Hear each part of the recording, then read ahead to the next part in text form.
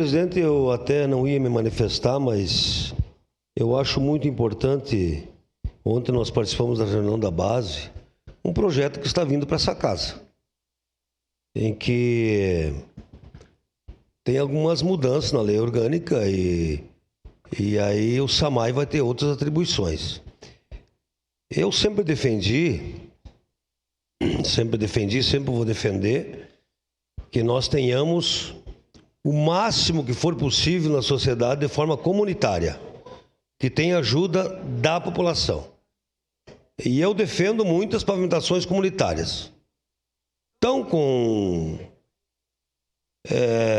a possibilidade do SAMAI também fazer o pluvial, nós poderemos ter muitas pavimentações comunitárias.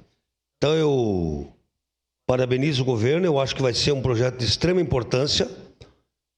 A Secretaria de Obras, ela tem estrutura para fazer o Alô Caxias.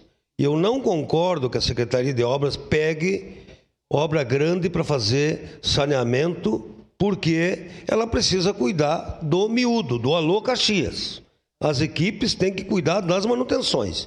E eu acho que com isso o SAMAI poderá, então, fazer o saneamento do pluvial, e com certeza já vem o Colocal junto, porque abre-se a rua uma vez só, e nós teremos logo adiante muitas pavimentações. Eu tenho certeza disso.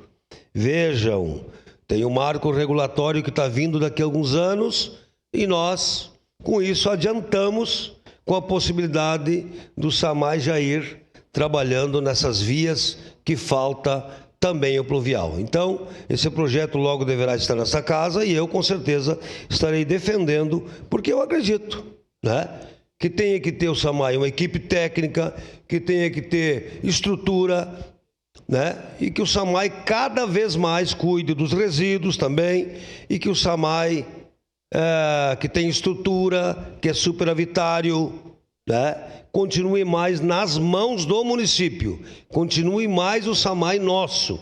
Eu acho que isso é de extrema importância e eu quero acompanhar de perto esse projeto. Então, senhor presidente, acho que nós vamos debater e vai ser muito importante para a cidade. Era isso, obrigado. Obrigado,